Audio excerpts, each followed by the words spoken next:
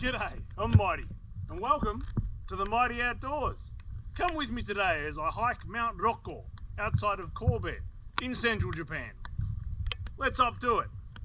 Get off the couch, ditch all the chores. Let's go for an adventure in the mighty outdoors.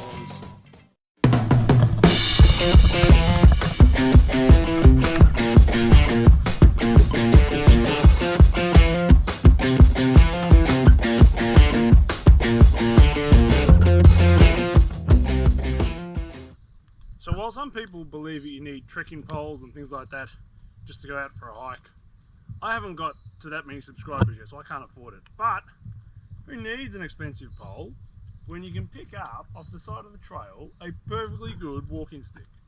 This one, from a tree which I believe was formerly crepe myrtle, has a nice firm grip, got a good point in the end for digging into the ground as needed. It's the right height, good as gold. There you go. Just saved myself 150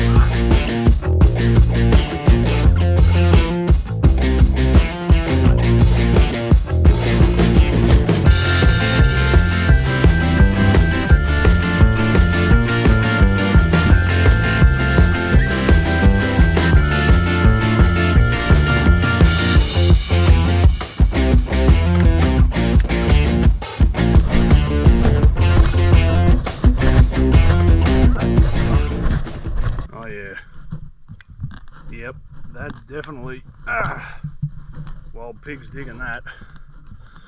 Yeah, well, they're around.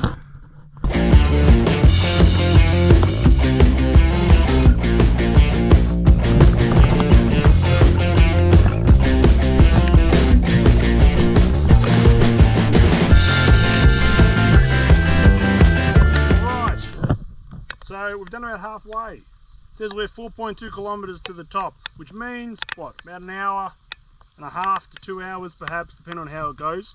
There's a couple of steep sections coming up. Interestingly enough, there's a big sign that says don't feed the wild boars, because they can come after you. Now my question is, who wants to feed a wild boar anyway? I mean, seriously, they're a wild boar. They've got huge tusks. Leave them alone. It's a no-brainer. Interestingly enough, I was talking to a fellow the other day from a bicycle shop, and he was telling me that that a cyclist was killed by a wild boar. The cyclist was going up the trail, the boar was coming down, the boar got all excited and tusked him repeatedly, and the guy died. So, yeah, don't feed the wild boar. Hot tip.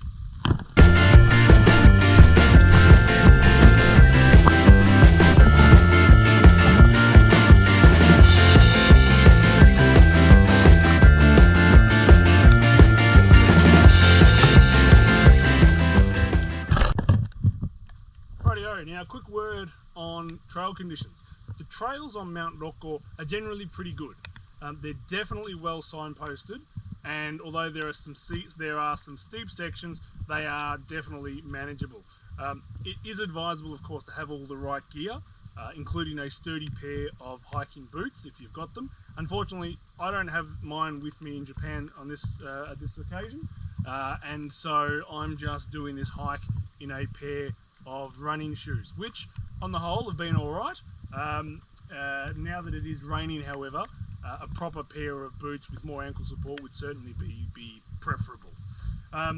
The path on the whole, as I said, is very well marked and reasonably wide. All people of all hiking abilities can come up here. If you've never done a hike before, keep in mind there are some steep sections to this. And also something that makes this quite an interesting hike is some of the terrain, including these rock gardens. I've got one here behind me. There's quite a number of these, and it does make for interesting hiking. Rocks can be a bit slippery when they're wet, so just watch out for that. But if you're bringing younger hikers along, you know, depends on your kid's ability, of course, but you know, say for example 12 and up, if you've got kids of that age, it does make it a bit more interesting than just a simple flat hike. So yeah, certainly recommend it. Anyway, let's keep going because I'm not getting any drier as I stand here.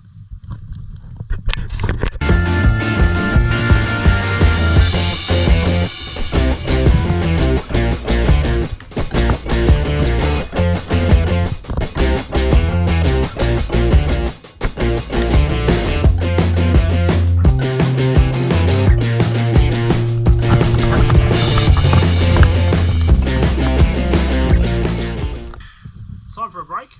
I mean, you know I love red bean bread, but if there's something I like at least as much, it's a red bean pancake, dorayaki. So I'm going to tuck into one of these, and then we'll be back on our feet. 2 pikelets with red bean in the middle.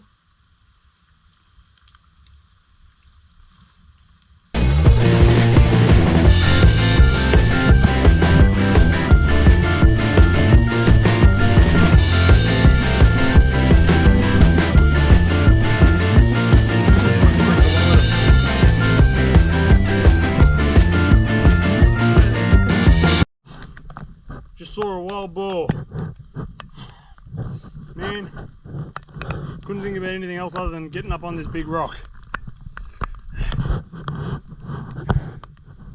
Looked like a solid beast. Went over there.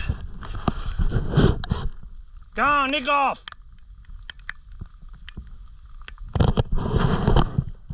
Seems I saw it before it saw me. Woo!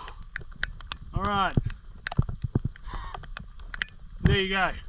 There are wild boar on Mt Rokko, as in many other places in the Japanese wilderness. So there you go.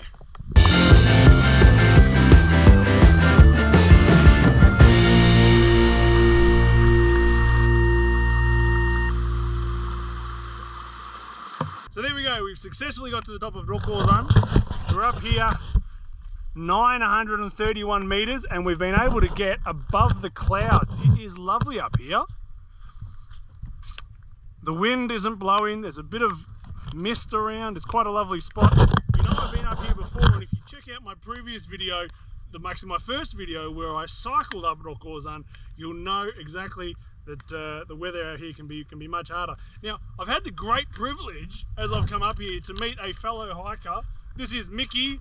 Mickey, konnichiwa. Hi, nice to meet you. This is my mate Mickey. We've just become friends.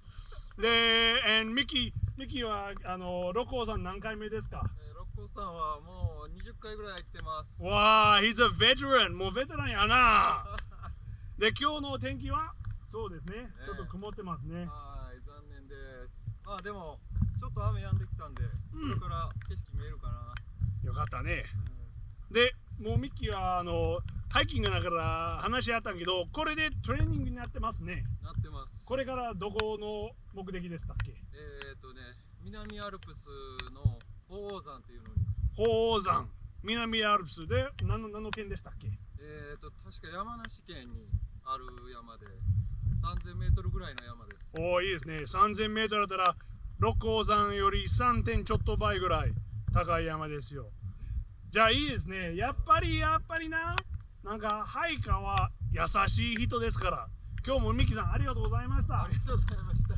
So there you go. You come out into the mighty outdoors, you meet all sorts of wonderful people, and you get to go incredible places as well. So there you have it. A wonderful hike to the top and back down Mt Rokko. It's a great hike. I've got to say, as a closing comment, that sneakers on this, as you go up, sneakers will get you through, but it was hard going on the way down. It was slippery. No ankle support. Did my ankle once. Yeah, don't recommend it. So certainly you can do it as a stretch, but you're much better off with proper footwear on your feet. I hope you've enjoyed it. It's been a great hike, good terrain, interesting hike. 900 meters or so of elevation, and about 23 kilometers from station to the top of the mountain and back down again. So you know, it took about 7 hours. At about 3 kilometers an hour, which is an average pace for me, it took 7 hours. So yeah, look, this is a great hike. It's very accessible. easiest place to start from is Ashia Station on the JR line, but there are alternative train lines that'll get you here. Yeah, it was really good. I've had a really good hike today. I've enjoyed it a lot, and I hope that if you ever get the chance that you'll enjoy it too. Anyway, thanks so much again for joining me here in the Mighty Outdoors, and I can't wait to see you until next time in the Mighty Outdoors. Hooroo! And look at that. Here's my train.